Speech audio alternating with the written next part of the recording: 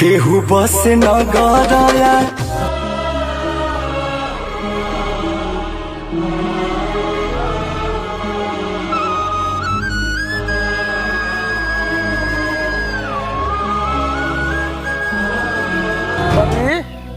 तोहर का नाम हो?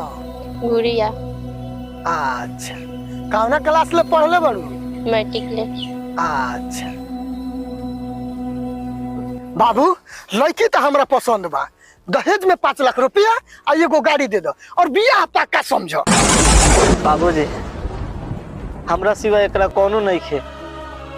बचपन में माई बाबूजी गुजर गए। खैर छोड़ी उ सब बात। रहल बात दहेज के, तो 1 लाख रुपया एगो गाड़ी दे सकता नहीं। हाँ? 1 लाख रुपया एगो गाड़ी? अरे तू कौन जमाना में जिया तारो? 5 लाख रुपया एगो गाड़ी देबो तो शादी होई ना तो ना होई। चलो सुन।